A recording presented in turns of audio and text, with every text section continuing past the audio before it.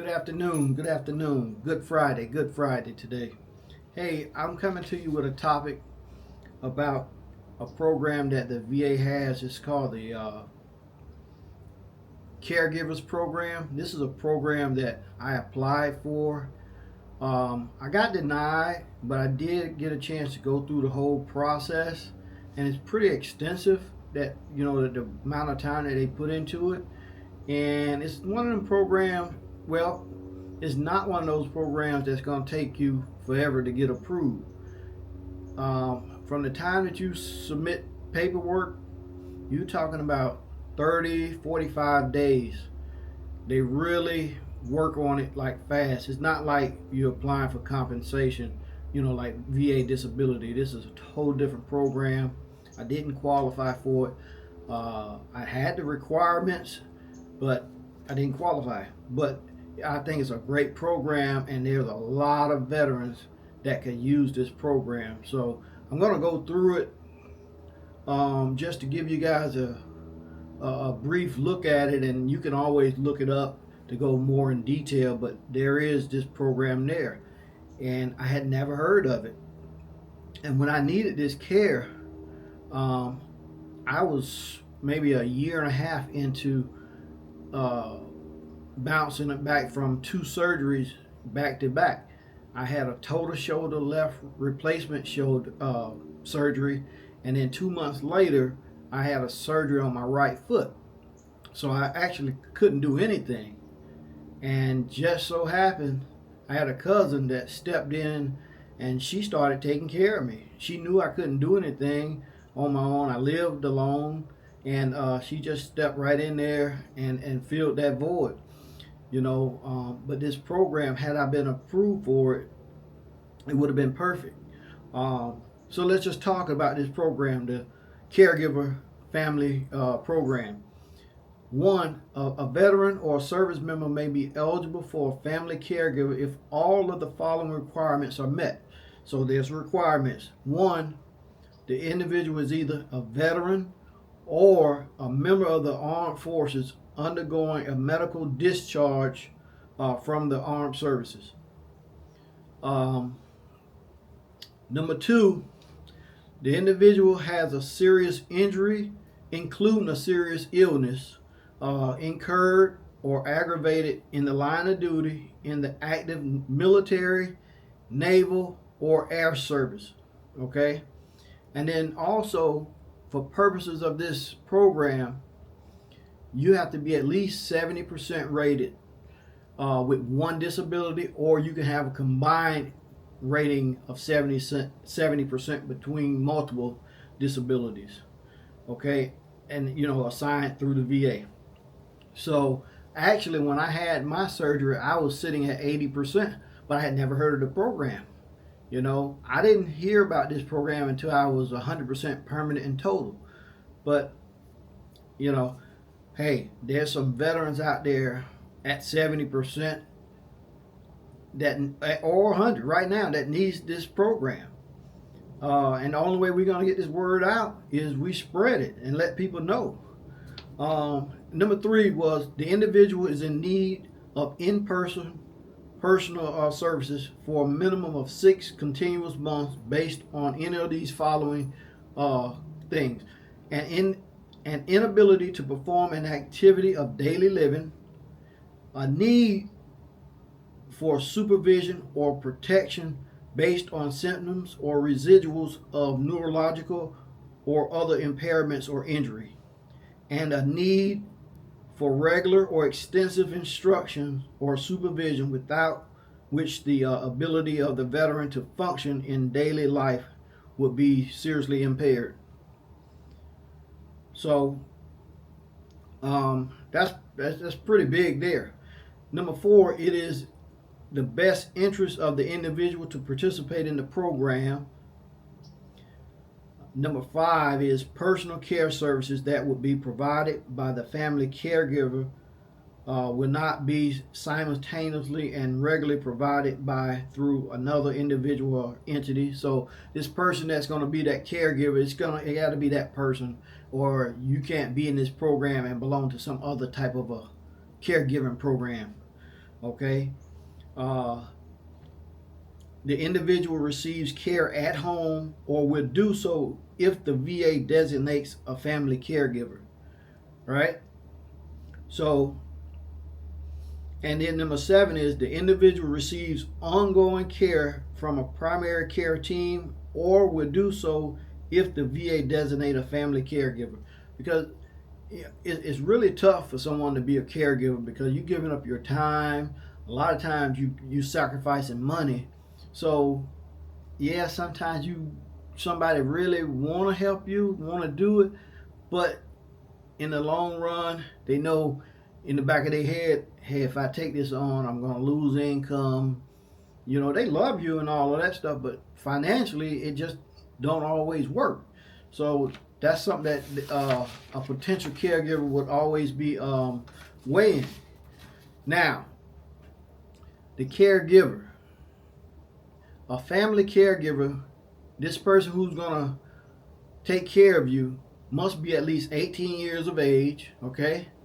And they can be either the eligible veteran spouse, son, daughter, parent, step family member, or extended family member, or someone who lives with the eligible veteran full time or would do so if designated as a family caregiver. Okay? So that's pretty broad there. There's a lot of people that could fall in that category. So you kind of not like trapped where there's nobody. It's pretty broad. Number 3 is be initially assessed by the VA as being able to complete caregiver education and training. So when we was going through the process, me and my cousin, they were interviewing her the same way that they were interviewing me. And if you made it out of a certain stage then and got approved, then that caregiver would have had to take some caregiver classes and stuff like that. They make sure that that person is there going to be able to provide care for you. Number 4, complete caregiver training and demonstrate the ability to carry out the specific personal care services. Core competency. You got to be, make sure that you're competent to do it. And then additional care requirements. Now, in addition, there must be no determination by VA of abuse or neglect of the eligible veteran by the caregiver. They're not going to assign this caregiver to you and they see signs of neglect or they're not going to take care of you. Maybe a person just thinking anybody would do it for them, and you got people out there like that don't always have your best interest, but they're going to make sure that this person has your best interest. So now let's say that you get approved, you get the caregiver gets approved. There's going to be some money involved. There's going to be a stipend. Okay, and there's 2 different levels. Level 1, the primary family caregiver monthly stipend is calculated by multiplying the monthly stipend rate. And then also, I'm not going to go through the math on that because it doesn't make sense to go through it. But this is based on an example of someone living in Dallas, Texas, okay? And different states and cities have different rates that the VA uses. So just because you live in Dallas, Texas, that caregiver program stipend might be different than someone that lives maybe in Miami. Okay, so it depends, or some other place. But under level 1, if you did the math on that stipend for that caregiver a month is like a little over $1,800 a month, and it's almost $35,000 annually. So that person taking care of you, they being compensated pretty good. And then they also have a level 2 with the math is different, and the income is totally different also. But level 2, if the VA determines that the eligible veteran meets the definition of unable to self-sustain in the community for the purpose of the PCAFC, the designated primary family caregiver monthly stipend is calculated as follows. Same place, Dallas, Texas, and this was as of 2022. These numbers were based on 2022. But this level 2, the monthly stipend was $2,909.67. So that's really, somebody can really give it all that they got because they're being compensated pretty daggone good. So now let's go by the definition of what this thing means. Unable to sustain in the community means that an eligible veteran either requires personal care services each time he or she completes 3 or more of the 7 activities of daily living, or ADL, listed in the definition of an inability to perform an activity of daily living in this section. Has a need for supervision or protection based on symptoms or residuals of neurological or other impairment or injury on a continuous basis.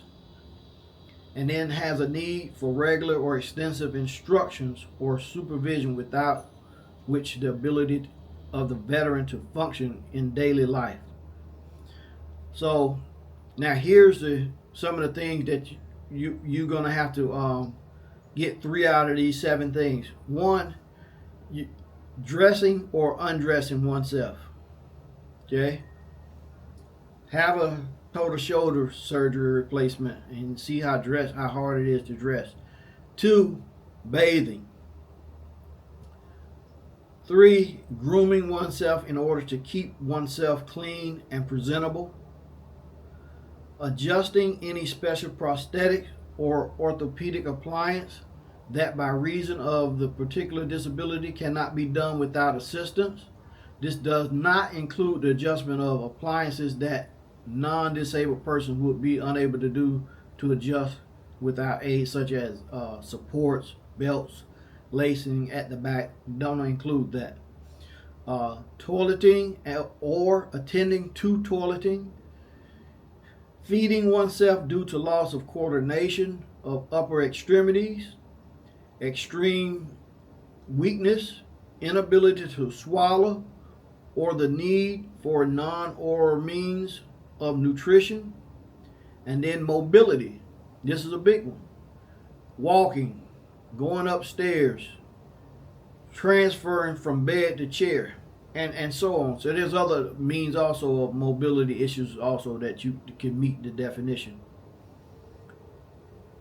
So you don't need to have all 7 of those things, but you need to have at least 3 out of 7 apply to you to qualify for the program. Now they're gonna do their work, their background work. They're gonna see the seriousness of the injuries, and they're not gonna just hand you the caregiver program. They're gonna investigate it. They're gonna come out. They're gonna visit. They're gonna look. They're gonna check everything out. It's not like it's real extensive. I went through the process. It didn't work out for me, but hey, it might work for somebody else because I know that there's a lot of veterans that need this type of care. And if I can just be a voice for them, then I'm the voice for them. But that's all it is to it. Now you can go to va.gov and just type in caregiver program and everything will pop up. But man, I didn't even know about this caregiver program. I went like a year and a half where I needed a caregiver. But hey, we all veterans. It doesn't matter which branch of service. If we can help our neighbor, our fellow veterans, then let's do that. All right, that's all I got for today. I will put in the description where the phone number, because wherever you live, there's a different group or department that you will be assigned to. So the people in Florida gonna be assigned. They won't be assigned to the same people that's in Georgia. So I'll leave the number in the description and plus the email address. Okay, and then hey, go on there, check it out, and see if you qualify for the program, or see if somebody in your family needs this type of program. That's all I got for you guys today. Thank you.